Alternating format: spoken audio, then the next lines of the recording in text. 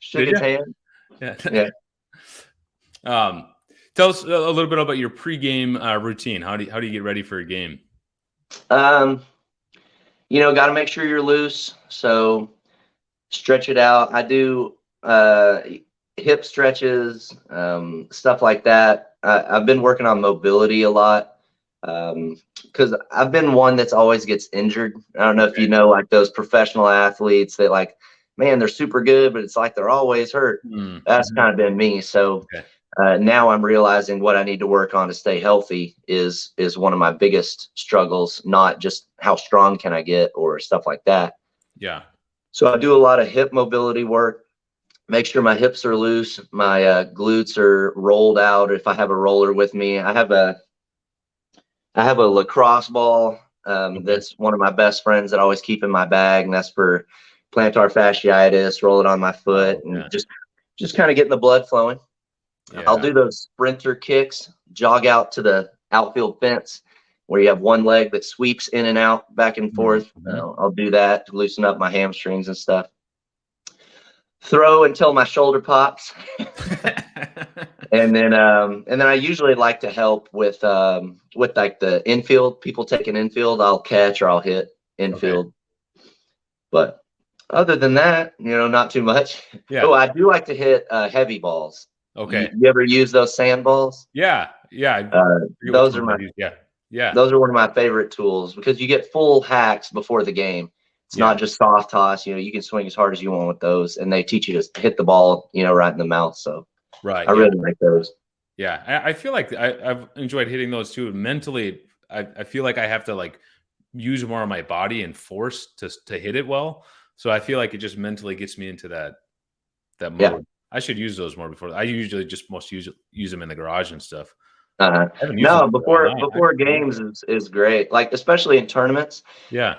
Or I mean, even league, like you don't get to hit BP beforehand, right? Most time in league, you're just sitting over there throwing, but you never really work on getting your swing. And then if you're only getting 3 swings a week because you play one league night game, you want them to be good. So no, I love the sand balls. That's the heavy balls, what I call them. But yeah, that's good. That's good to hear.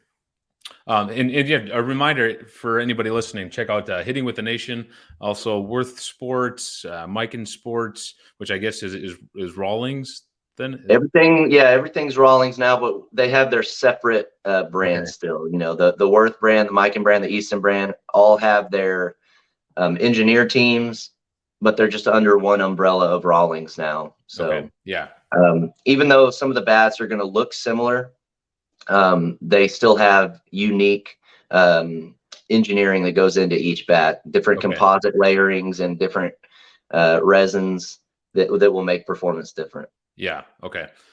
Yeah, that's good. And be sure to check out the Grand ASA and USA. All right. Yeah, they're good. They're good. All right. And ASA. If you can swing it, they're kind of tanks, man. I had been swinging a 28-ounce long barrel balance bat. Yeah. I swung the EST. And then when they came out with the Grand, and I was like, let's try this short barrel. I started with a 27 and it was heavy. Yeah.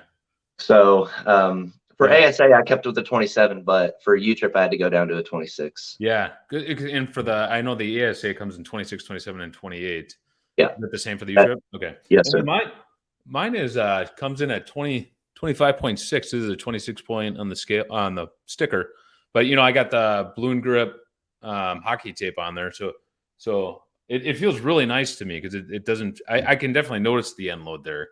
But because it's under sticker weight, I feel like, I can still really whip this thing through. And in the ASA, the end load works a little bit better because you have a little more time.